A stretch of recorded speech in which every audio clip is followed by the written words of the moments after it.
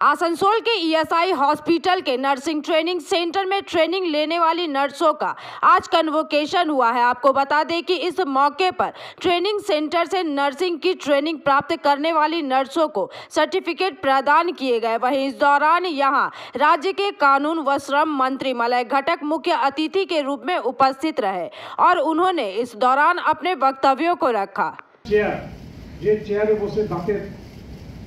পরিষেবা দেওয়া হয়, দাঁতের চিকিৎসা করা হয়, এখানে কিন্তু আমরা ডেন্টাল ডিপার্টমেন্টে সেগুলো করেছি।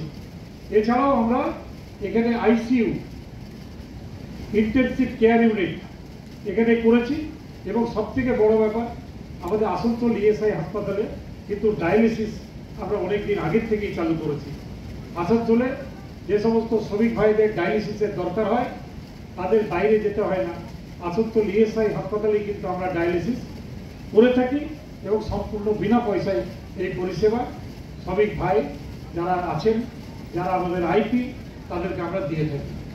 তাই আপনারা আজকে যারা এখান থেকে পাস করলেন অথবা আজকে যারা নতুনভাবে এই কলেজে ভর্তি হলেন, আমি আশা করব যে আগামী দিনে আপনারা যে সেবাতে নিযুক্ত হতে যাচ্ছেন যার অবশ্যই সেই কর্মকাণ্ডের মানুষ আমাদের সবার প্রিয়, যার ঐকান্তিক প্রচেষ্টা এবং উৎসাহে এই উন্নতির পথে আমরা এগোতে পেরেছি, তিনি আর কেউ নন আমাদের মাননীয় মন্ত্রী মহাশয় শ্রী মলয় ঘটক মহাশয়। এবং ওনার জন্য ইএসআই হাসপাতাল আসানসোল আজকে পরিষেবাগতভাবে আমরা 100 থেকে 150 বেড এবং খুব অল্প সময়ের মধ্যে 150 থেকে 200 বেডে যেতে চলেছি।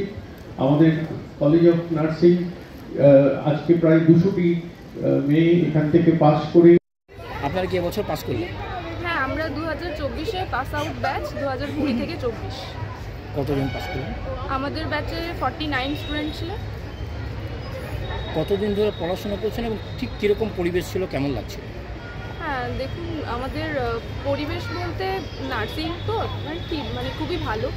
আর এক্ষেত্রে প্রথমে আমরা 2020-তে এখানে ভর্তি হয়েছিলাম, 4 বছর আমাদের কোর্স। আর তারপর আমাদের 2024-এ আমরা পাস আউট করি, তাই আমাদের কনভোকেশন হচ্ছে 2025-এ। তো সেটাই আর কি। এরপরে কি করবে? অশোকনগর, উত্তর 24 পরগনা। তুমি এখানে নার্সিং পড়তে এসেছিলে? হ্যাঁ, হয়ে গেল গ্র্যাজুয়েশন। কত বছর ধরে পড়ছো? 4 বছর। কতজন তোমরা পাস করলে? 49।